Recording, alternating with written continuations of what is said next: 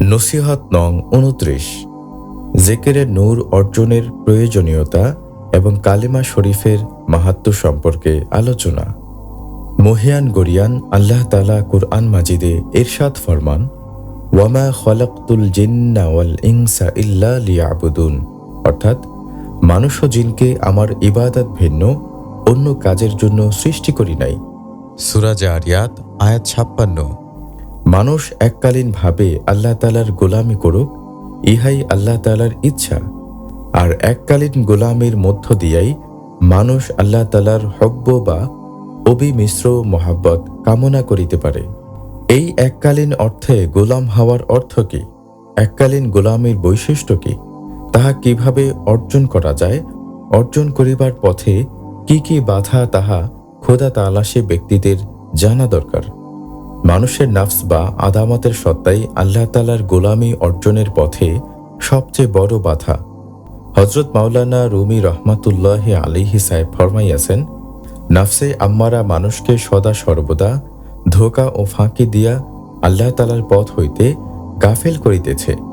অর্থাৎ মানুষের নিজ সত্তাই আল্লাহ তাআলার গোলামি অর্জনের পথে সবচেয়ে বড় বাধা। আর নিজ সত্তা অতিক্রম করিয়াই আল্লাহ পাকের প্রকৃত গোলামের গুণ অর্জন করিতে হয়। অর্থাৎ এমন পণ ও পন্থা অবলম্বন করিতে হয় যে নাফসের ধোঁকা হইতে রক্ষা পাওয়া যায়। মানুষের নাফসে সকল অমঙ্গলের উৎস, কারক ও ধারক। হাদিসে কুদসিতে আছে, আল্লাহ বলেন, হে আদম সন্তান, আমার নিকট হইতে তোমার উপর মঙ্গল অবতীর্ণ হয়, আর তোমার নিকট হইতে সকল অমঙ্গল সৃষ্টি হয়। মানব দেহ জড় জগতের জড় উপাদান তথা আগুন, পানি, মাটি ও বাতাস দ্বারা তৈরি। এই সকল পদার্থের মধ্যে তাহাদের নিজ নিজ বৈশিষ্ট্য রহিয়াছে। আগুন দ্বারা জিন ও শয়তানের সৃষ্টি। অপরিশুদ্ধ নাফস তাই জিন ও শয়তানের আশ্রয়স্থল হয়। শয়তান আদম ও বনি আদমের শত্রু, তাই শয়তান মানুষকে সকল সময় ওয়াসওয়াসা বা আল্লাহ তাআলার ইচ্ছার বিরুদ্ধে চলিবার পরামর্শ, মন্ত্রণা ও যুক্তি দিয়া থাকে। শয়তানের ওয়াসওয়াসা এবং সৃষ্ট বস্তুসমূহের খারাপি বা দোষ হইতে মুক্ত থাকার জন্য আল্লাহ পাক কুরআন মাজিদে মানব জাতিকে নির্দেশ দান করিয়াছেন। রাসূল করিম সাল্লাল্লাহু আলাইহি ওয়াসাল্লামের হাদিস ব্যাখ্যা করিয়া গাউস পাক হযরত আব্দুল কাদের জিলানী রহমাতুল্লাহি আলাইহি সাহেব বলেন, আল্লাহ পাক মানুষকে দুইটি জিহাদের সংবাদ দিয়াছেন। ইহার একটি বাতিনি জিহাদ, অন্যটি জাহিরি জিহাদ। নাফস কামনা প্রবৃত্তি এবং শয়তানের ওয়াসওয়াসার বিরুদ্ধে জিহাদ করা, তওবাতে সুপ্রতিষ্ঠিত থাকা এবং হারাম বস্তু হইতে দূরে থাকাই বাতিনি জিহাদ।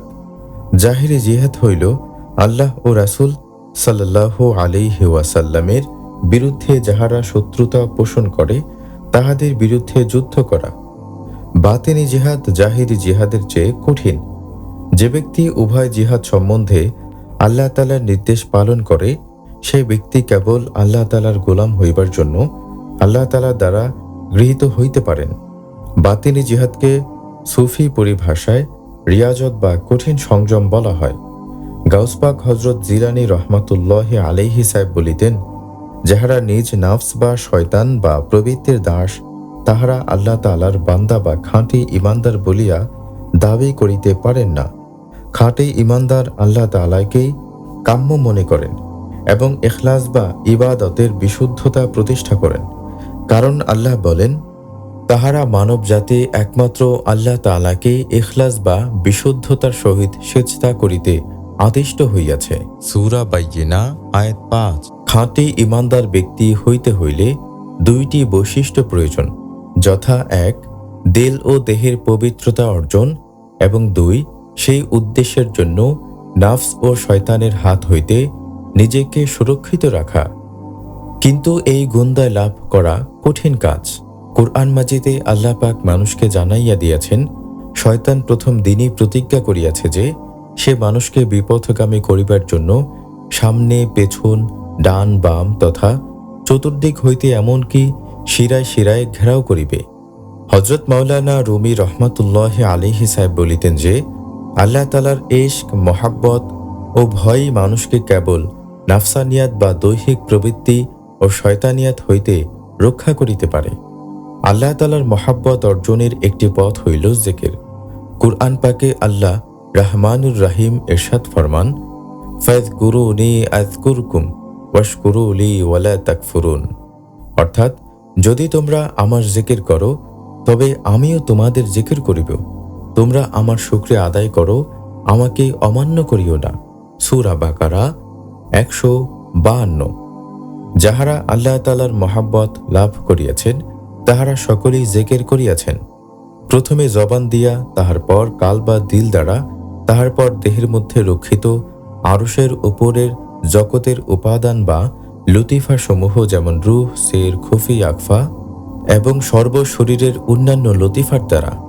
যাহারা এইরূপ জিকির করেন, আল্লাহ তাআলা তাহাদের সম্বন্ধে বলেন, যে ব্যক্তি আমার জিকির করে আমি তাহার সহিত উপবিষ্ট সাথী।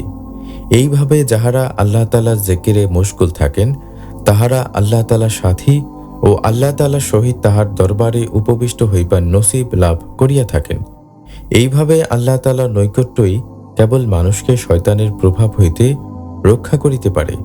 আল্লাহ পাক কুরআন মাজিদ বলেন, ইয়া আইয়াতুহান নাফসুল মুতমাইন্নাহ ইরজিই ইলা রাব্বিকি রাদিয়াতাম মারদিয়াহ।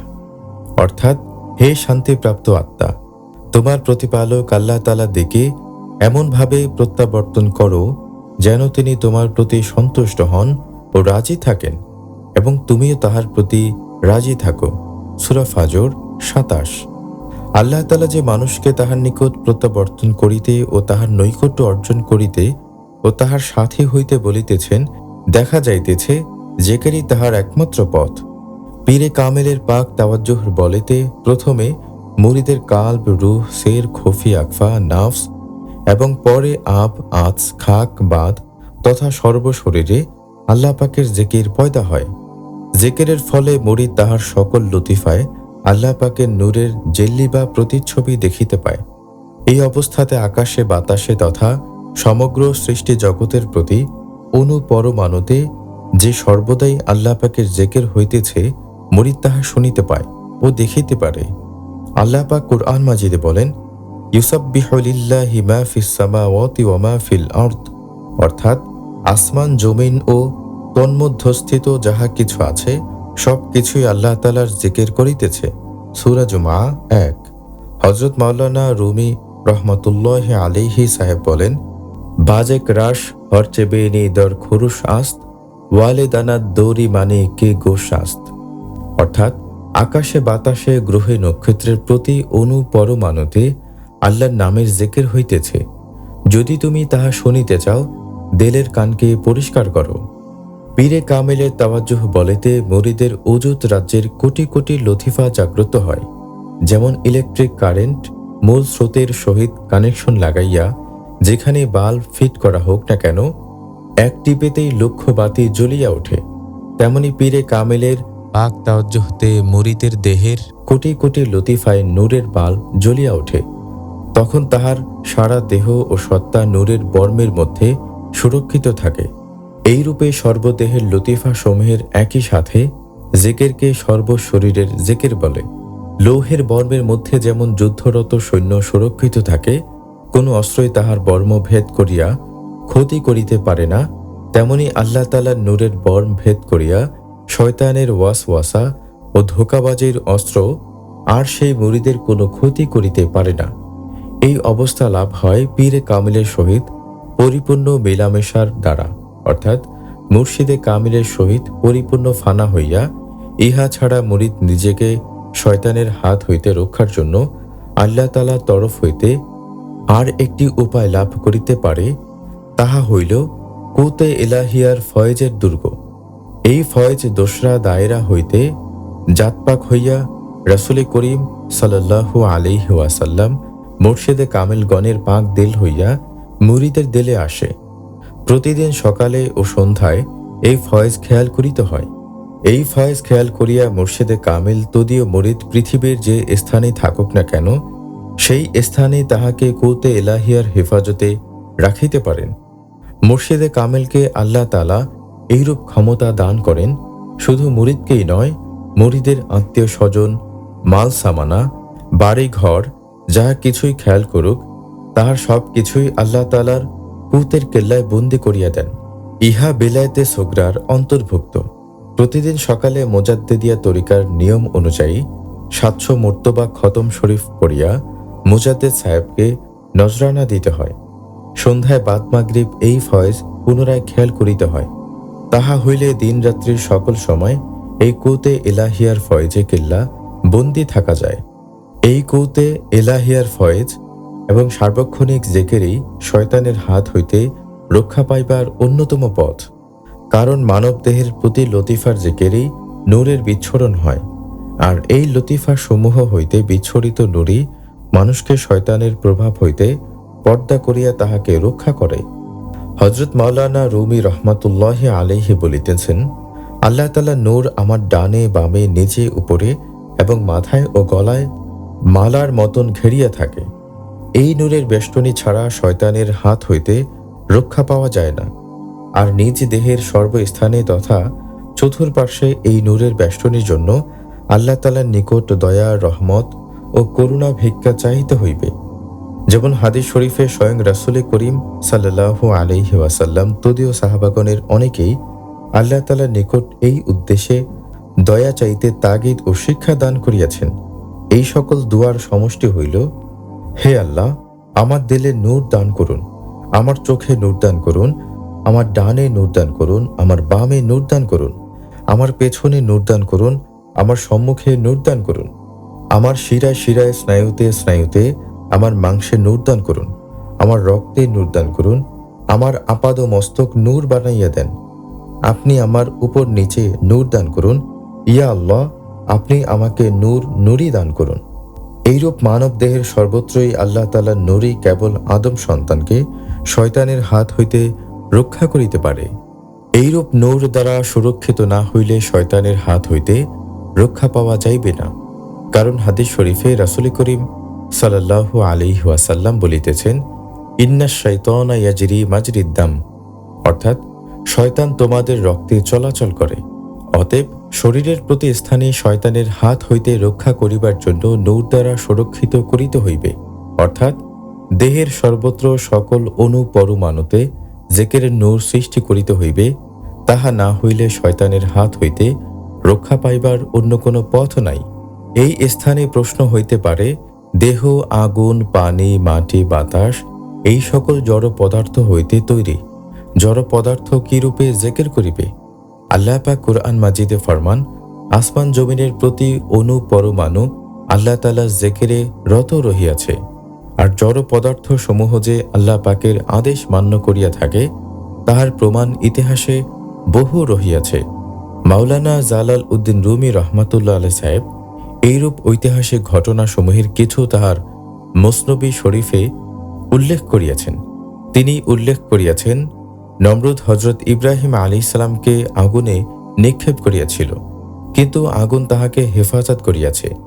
এই ঘটনার উল্লেখ করিয়া মাওলানা রুমি রহমাতুল্লাহি আলাইহি সাহেব বলিয়াছেন, হযরত ইব্রাহিম আলাইহিস সালাম আল্লাহ তাআলার মকবুল বান্দা ছিলেন, আগুন তাই তাহাকে স্পর্শ করে নাই।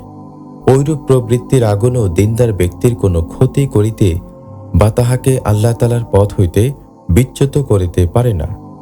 নীল দরিয়ার তরঙ্গ ফিরাউন ও তাহার সৈন্যদলকে ভাসাইয়া লইয়া গিয়াছিল, কিন্তু ওই পানি হযরত মূসা আলাইহিস সালামের কোনো ক্ষতি করে নাই।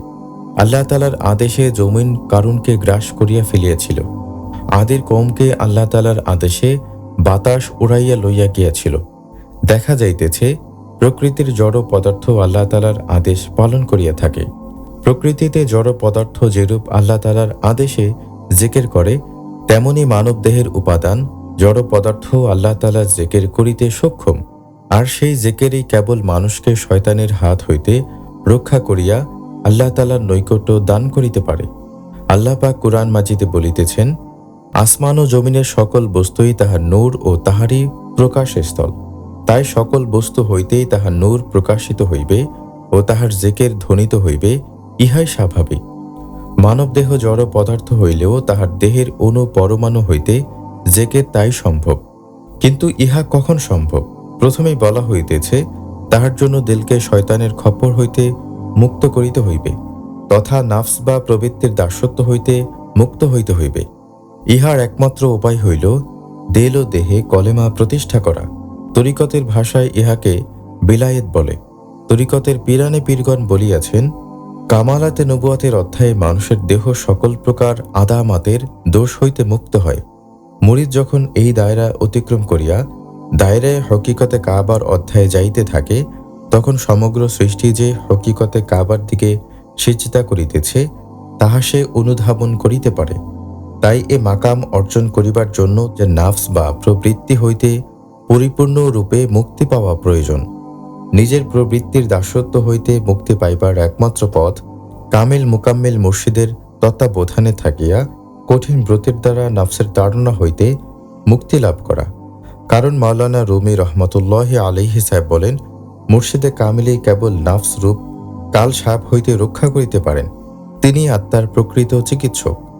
মুর্শিদে কামিল তদীয় খোদা তাআলা সেই মুরিদ সন্তানকে একে একে পার্থিব চাহিদা হইতে মুক্ত করিয়া তাহার কাল্ব, রূহ, সের, খফি, আকফা, নাফস, আপ, আঁচ, খাক, বাদ ও দেহের ৭০,০০০ লতিফা সম্বলিত কাল্বকে পবিত্র করিয়া তদীয় পাক তাওয়াজ্জুহ দ্বারা তাহার সারা দেহে জিকির জারি করাইয়া দেন।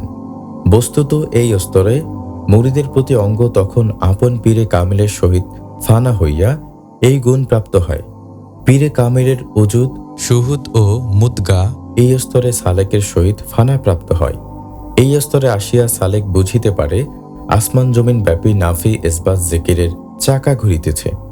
উজুদ হইল কলেমা প্রতিষ্ঠিত দেল সম্বলিত দেহ, অর্থাৎ যে দেহের অভ্যন্তরে এমন দেল বা কাল্প রহিয়াছে যাহাতে শয়নে স্বপনে জাগরণে পাকে না পাকে সর্ব অবস্থায় লা ইলাহা ইল্লাল্লাহ কলেমা প্রতিষ্ঠিত থাকে। ইহা বস্তুত ফানাফিস শেখের মাকাম বলিয়াও অভিহিত হইয়া থাকে। এই মাকাম পরিপূর্ণ হাসিল হইলে মুরিদ তাহার আলমে আমরের লতিফা সমূহ অর্থাৎ কাল্ব, রূহ, সের, খফি, আকফায় সর্ব অবস্থায় জেকের জারি থাকে এবং ওই ৬ লতিফায় ৬ রঙ্গের নূর সর্বক্ষণ প্রবাহমান থাকে। এই ৬ লতিফা জারি হইলে সালেক ফানাফির শেখের মাকাম অতিক্রম করিয়া ফানাফির রাসূলের মাকামে উন্নীত হয়। তখন সালেক আপন পীরের রুহে বেমিসালের সহিত পরিপূর্ণ ফানা লাভ করে। আপন মুর্শিদে কামেলের পবিত্র রূহ পূর্ব হইতেই রাসূল করিম সাল্লাল্লাহু আলাইহি ওয়াসাল্লামের পবিত্র রূহ মোবারকের সহিত বিলীন বা ফানা প্রাপ্ত অবস্থায় থাকে। এই অবস্থা হইতে দেহের অন্যান্য লতিফায় জেকের জারির জন্য পীরে কামেলের পাক তাওয়াজ্জুহতে মুরিদ চেষ্টা করিতে থাকে। মুর্শিদে কামেলের দয়া হইলে আলমে খালকের বাকি ৪ লতিফায় জেকের জারি হইয়া নূর সর্বক্ষণের জন্য প্রবাহিত হয়। এই অবস্থা প্রাপ্ত হইলে মুরিদের নাফস আলমে আরওয়াহর গুণাগুণ অর্থাৎ পৃথিবীতে আগমনের পূর্ব অবস্থায় মানব আত্মার যে গুণাগুণ ছিল তাহা ফিরিয়া পায়, যাহাকে নাফসে মুতমাইন্না বা শান্তিপ্রাপ্ত নাফস বা মানব সত্তা বলে। ইহা অলিগণের বেলায়েতের পর্যায়। এই স্তরে ৬ বা ১০ লতিফায় কলেমা প্রতিষ্ঠিত হইলে সালেক তাহার ৬ বা ১০ লতিফায় আল্লাহ তাআলার নূরের জেল্লি দেখিয়া থাকে। তখন তাহার ৬ বা ১০ লতিফায় জেকেরের নূরের জেল্লি কালবে পড়ে। সালেকের চোখে তখন সমগ্র আসমান জমিন নূরে নিমজ্জিত দেখা যায়। এই অবস্থায় সাধকের সারা দেহে কলেমা প্রতিষ্ঠিত হয়। সেই কলেমা প্রতিষ্ঠিত দেহকে উজুদ বলে। এই উজুদে দেহের আগুন, পানি, মাটি ও বাতাসের পরস্পর বিরোধিতা ও সৃষ্টি জগতের বৈশিষ্ট্যসমূহ শেষ হইয়া যায় বিধায় নাফস শান্তিপ্রাপ্ত হয়। এই অবস্থায় সালেক যাহা দেখিতে পায় তাহা আল্লাহ তাআলার নূরের জেল্লি বা পার্থিব জগতের পূর্ব স্তরের রূপ। যখন সকল কিছুই নূরের আকারে ছিল, বস্তু বা জড় রূপ লাভ করে নাই, এই পর্যন্ত সুলুক সায়রের দ্বারা অগ্রসর হওয়া যায়। ইহার পর আল্লাহ তাআলা যাহাকে পছন্দ করেন তাহাকে বলেন, আসুন আমার আকরাবিয়াতে বা প্রেমের হেরেমে, যেখানে আল্লাহ তাআলার সহিত সালেকের প্রেমের খেলা শুরু হয়। আল্লাহ পাক বলেন, তোমরা ৩টি জগৎ পার হইয়া আমার আকরাবিয়াতে আসো। এই ৩টি জগৎ হইল জড় জগৎ, নূরে জগৎ ও সিফাতের জগৎ। তারপরই হইবে তোমাদের সাথে আমার প্রেমের সম্পর্ক। সালেক ইহার পর আল্লাহ তাআলার মহব্বতে বেলায়েতে কোবরা, কামালাতে নবুয়ত, হকিকতে ইলাহিয়া, হকিকতে আম্বিয়ার মাকাম সমূহে এবং সর্বশেষে হব্বে সিরফা ও মাবুদিয়াতে সেরফার মাকামসমূহে উন্নীত হয়। হব্বে সেরফা মহাব্বতের পথ, আর মাবুদিয়াতে সেরফা ইবাদতের পথ। মহাব্বত ছাড়া ইবাদত মূল্যহীন, এবং ইবাদত ছাড়া শুধু মহাব্বতেরও কোনো দাম নাই। হব্বে সেরফার মাকামে মহাব্বত এবং মাবুদিয়াতে সেরফার মাকামে ইবাদত পরিপূর্ণতা লাভ করে। এই দুই মাকামের পরিপূর্ণতা লাভ হইলেই আসসালাতু মেরাজুল মুমিনিন এর হকিকত ও মারিফত সালেক বুঝিতে পারে।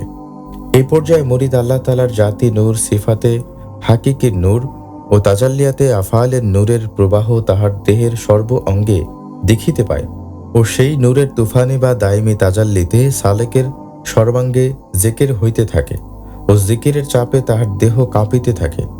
যদিও দেহ কখনো কখনো ভূমিকম্পের মতো কাঁপিতে থাকে। এই পর্যায়ে সালেকের দেহ সম্পূর্ণরূপে সৃষ্টি জগতের লতিফাসমূহের তমদোষ বা অন্ধকার দোষ হইতে মুক্ত হয়। এই পবিত্র দেহ ও পবিত্র দেহের অভ্যন্তরে যে দেল, সেই দেলকে মুদগা বলে।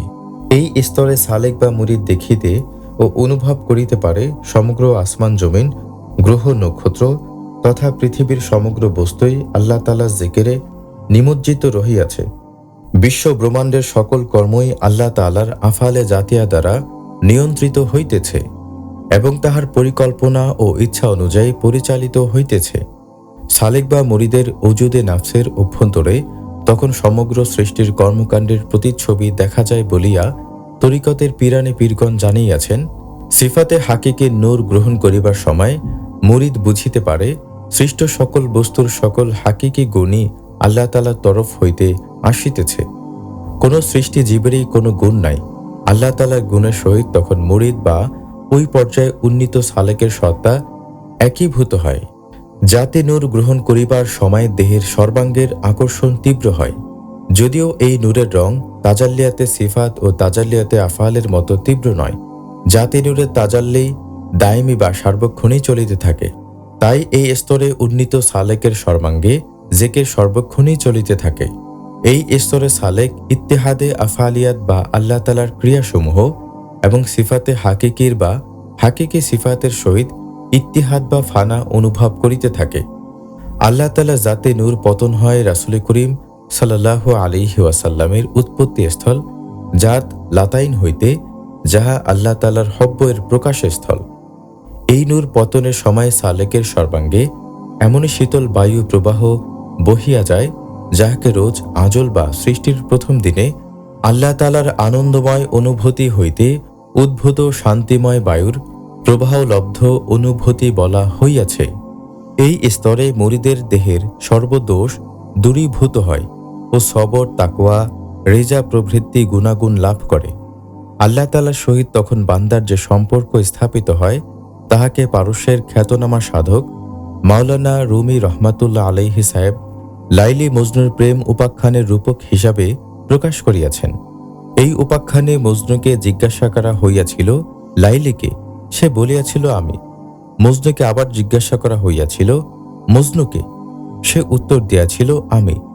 লাইলির দেহে আঘাত করিলে মজনুর দেহে তাহার দাগ পড়িতে দেখা যাইত। আল্লাহ ও তাহার মহাব্বতের বান্দার সহিত তখন এইরূপ মহাব্বতের সম্বন্ধ স্থাপন হয় বলিয়া হযরত মাওলানা রুমি রহমাতুল্লাহি আলাইহি জানাইয়াছেন, আল্লাহ ও বান্দার সহিত তখন প্রকৃত আশেক মাশুকের সম্পর্কে স্থাপন হয় ও তাহাদের মধ্যে কালাম বিনিময় হয়। এই পর্যায়ে উন্নীত নাফসকে নাফসে মুলহেমা বলা হয়। আল্লাহ তাআলার সহিত বান্দার যখন এই সম্পর্কে স্থাপন হয়, বান্দা তখন অনুভব করে সমগ্র সৃষ্টি জগতই কলেমা শরীফের অধীন।